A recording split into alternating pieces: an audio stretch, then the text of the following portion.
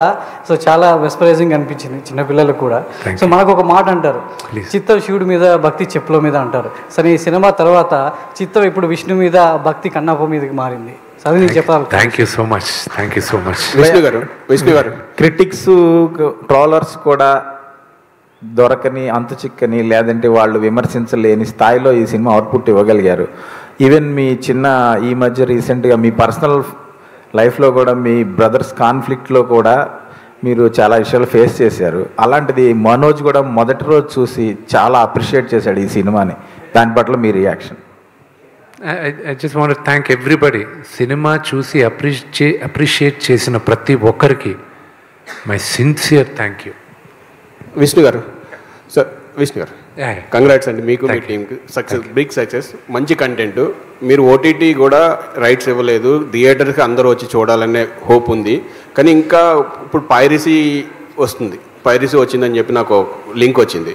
So పైరసీని control చేయడానికి మీరు ఏం చేస్తున్నారు? See, we've hired a couple of companies. Government of India కూడా INB మినిస్ట్రీ వాళ్ళు మాకు ఒక హెల్ప్ లైన్ కూడా ఇచ్చారు పైరసీ ఇది చేయడానికి. See, we need to be very, very strict in our laws. Cyber laws విపరీతంగా స్ట్రిక్ట్ చేయాలి.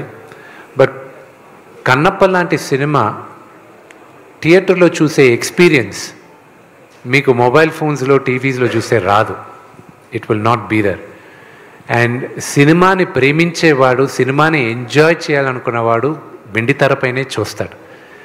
అండ్ ఓటీటీకి నేను ఇవ్వలే. దీనికి ముందు నేను ఇంటర్వ్యూలో చెప్పాను, నేను అడిగిన రేట్ వాళ్ళు ఇవ్వలే నాకు.